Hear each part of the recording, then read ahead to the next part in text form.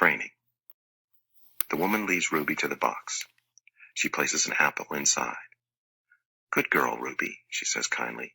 "Don't be afraid." Ruby inspects the box with her trunk.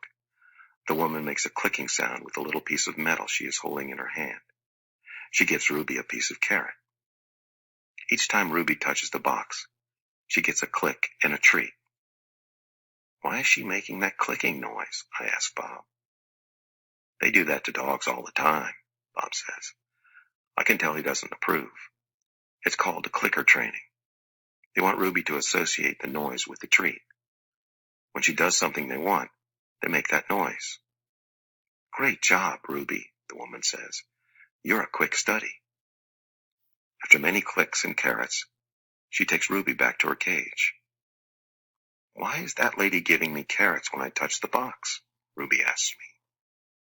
"I think she wants you to go inside," I explain. "But there's nothing inside," Ruby says, "except an apple." "Inside that box," I say, "is the way out." Ruby tilts her head. "I don't get it." "See the picture of the red giraffe on the box? I think the lady is from the zoo, Ruby. I think she's getting ready to take you there." I wait for Ruby to trumpet with joy, but instead she just stares at the box in silence. "I'm not sure you understand. That box might be taking you to a place where there are other elephants," I say. "A place with more room, and humans who care about you." But even as I say these words, I remember with a shudder the last box I was in. "I don't want a zoo," Ruby says. "I want you and Bob and Julia. This is my home." "No, Ruby," I say. "This is your prison." Poking and prodding. The lady comes again. She brings an animal doctor with an awful smell and a dangerous-looking bag. He spends an hour with Ruby, poking and prodding. He looks at her eyes, her feet, her trunk. When he's done with Ruby, he enters my cage.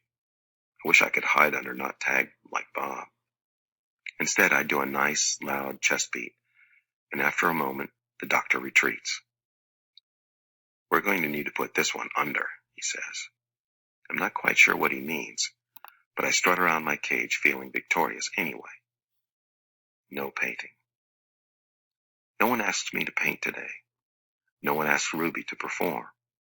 There are no shows, no visitors, unless you count the protesters. Max stays in his office all day. More boxes. I wake up from a long morning nap. Bob is on my belly, but he isn't asleep. He's watching the ring, where 4 men are placing a large metal box. It's me-sized. "What's that?" I ask, still blurry from sleep. Bob nuzzles my chin.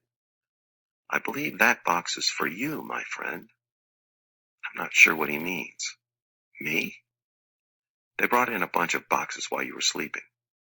Looks to me like they're taking the whole lot of you," he says casually, licking a paw. "Even Thelma." "Taking?" I repeat. "Taking us where?" "Well, some to the zoo probably, others to an animal shelter while humans will try to find them homes." Bob shakes himself. "So I guess all good things must come to an end, huh?" His voice is bright, but his eyes are far away and sad. "I'm going to miss your stomach, big guy." Bob shuts his eyes. He makes an odd noise in his throat. "But what about you?" I ask. I can't tell if Bob's just pretending to sleep, but he doesn't answer. I gaze at the huge, shadowy box, and suddenly I understand how Ruby feels. I don't want to go into that box. The last time I was in a box, my sister died. Goodbye. When George and Julia come that night, George doesn't get his mop or his broom. He gathers up his tools and belongings, while Julia runs to my cage. "This is my last night, Ivan," she says, and she presses her palm to my glass. "Mac fired my dad." Tears slip down her cheeks.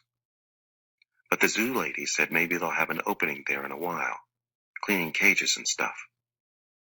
I walk to the glass that separates us. I put my hand where Julia's is, palm to palm, finger to finger. My hand is bigger, but they're not so very different. I'm going to miss you, Julia says, and Ruby and Bob. But this is a good thing, really it is. You deserve a different life. I stare into her dark eyes and wish I had words for her. Sniffling, she goes to Ruby's cage. Have a good life, Ruby, she says. Ruby makes a little rumbling sound. She puts her trunk between the bars and touches Julia's shoulder. Where's Bob, anyway? Julia asks. She looks around, under tables, in my cage, by the trash can. Dad, she calls. Have you seen Bob? Bob? Nope, George says. Julia's brow wrinkles. What's going to happen to him, Dad? What if Max shuts down the whole mall? He says he's going to try to keep it open without the animals, George says. He stuffs his hands in his pockets. I'm worried about Bob, too, but he's a survivor. You know what, Dad? Julia gets a gleam in her eye. Bob could live with us. Mom loves dogs, and he could keep her company and... Jules, I'm not even sure I have a job yet. I may not even be able to feed you, let alone some mutt. My dog walking money. Sorry, Jules. Julia nods. I understand. She starts to leave, then runs back to my cage. I almost forgot. This is for you, Ivan. She slips a piece of paper into my cage. It's a drawing of Ruby and me. We're eating yogurt raisins. Ruby is playing with another baby elephant, and I'm holding hands with a lovely gorilla. She has red lips and a flower in her hair. I look, as I always do in Julia's pictures, like an elegant fellow. But something is different about this drawing. In this picture, I am smiling. Click. The door to my cage is propped open. I can't stop staring at it. My door. Open. The giant box has been moved, and it's open too. The humans have pushed it up against my doorway. If I walk through my door, I enter their box. The zoo lady, whose name is Maya, is here again. Click, yogurt raisin. Click, tiny marshmallow. Click, ripe papaya. Click, apple slice. Hour after hour, click after click. I look over at Ruby. She waits to see what I'll do. I touch the box. I sniff the dark interior, where a ripe mango awaits. Click, click, click. I have to do it. Ruby is watching me from between the bars of her cage. And this box is the way out. I step inside. An idea. After I leave the box and step back into my cage, I get an idea. A good one. I tell Bob he can sneak into my box with me and live at the zoo. Have you forgotten? I'm a wild beast, Ivan, he says, sniffing the floor for crumbs. I am untamed, undaunted. Bob samples a piece of celery and spits it out. Besides, they'd notice. Humans are dumb, but they're not that dumb. Respect. Ivan, Ruby says, do you think the other elephants will like me? I think they'll love you, Ruby. You'll be part of their family. Do you think the other gorillas will like you? Ruby asks. I'm a silverback, Ruby, a leader. I pull back my shoulders and hold my head high. They don't have to like me. They have to respect me. Even as I tell her this, I wonder if I can ever command their respect. I haven't had much practice being a real gorilla, much less a silverback. Do you think the other elephants will know any jokes? If they don't, I tell her, you can teach them. Ruby flaps her ears. She flicks her tail. You know what, Ivan? What? I ask. I think I'm going to go in the box tomorrow. I gaze at her fondly. I think that's a good idea, and I think Stella would have agreed. Do you think the other elephants will know how to play tag? I love tag. Me too, I say, and I think of my nimble sister racing through the brush, always just out of my reach. Photo. Late at night, Mac opens my cage. The full moon falls on his sagging shoulders. He seems smaller somehow. Bob, instantly alert, leaps off my stomach and dives under Knot Tag. Don't bother hiding, dog, Mac says. I know you sleep in here. Mac settles onto my tire swing. Might as well stay one more night. Your buddy's leaving tomorrow. Tomorrow? My stomach drops. I'm not ready. I need more time. I haven't said my goodbyes. I haven't thought this through. Mac pulls a small photo out of his shirt pocket. It's me when I was young. Mac and I are in the front seat of his convertible. I'm wearing a baseball cap and eating an ice cream cone. I was a handsome lad, but I have to admit I look ridiculous. Nothing like a real gorilla. We had some laughs, didn't we, Guy? Mac says. Remember when we went on that roller coaster? Or that time I tried to teach you to play basketball? Mac shakes his head, chuckling. You had a lousy jump shot. He stands, sighs, looks around. He puts the photo back in his pocket. I'm going to miss you, Ivan, he says. Then he leaves. He doesn't look back. Leaving. Early in the morning, Maya arrives with many other humans. Some have white coats. Some have rustling papers. They are hushed, busy, determined. Ruby enters her box first.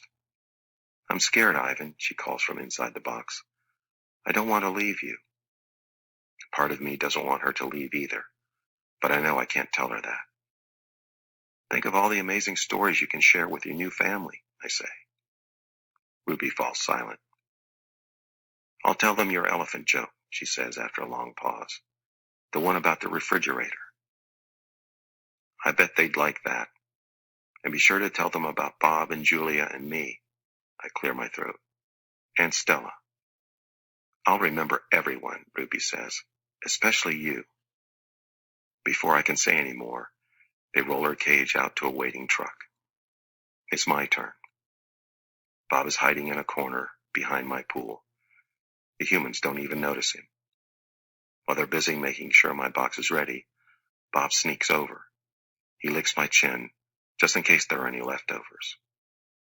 You, I whisper, are the one and only Bob. I reach for Knot Tag. She's a limp rag without her stuffing. Dribbles of paint cover her fur. I hold her out to Bob. He tilts his head, confused. To help you sleep, I say. Bob takes her in his teeth and slips away. Good boy. Good Ivan.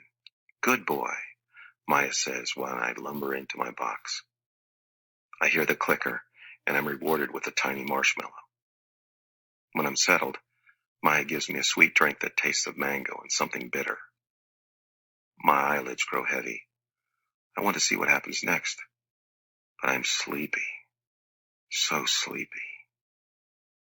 I dream I'm with Tag, and we're swinging from vines while Stella watches. The sun slices through the thick ceiling of trees, and the breeze tastes like fruit. Moving. My eyes flutter open. The box is moving. I am in the grumbling belly of some great beast. I fall back asleep. Awakening. I awake to glass and steel. It's a new cage, not unlike my old cage, except that it's much cleaner. Maya's here, and other humans are recognized. Hey there, Ivan, Maya says. He's coming too, guys. I have 3 walls of glass. The 4th wall is a curtain of wooden slats strung together. This doesn't look like the zoos on TV. Where are the other animals? Where are the gorillas? Is this where Ruby ended up? In a cage just like her old cage, still alone? Is she cold? Hungry? Sad? Is there anyone to tell her stories when she can't get to sleep? Missing. I miss my old cozy cage. I miss my art. Most of all, I miss Bob. My belly's cold without him. Food. The food is fine here.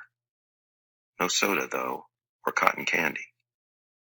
Not famous. I have no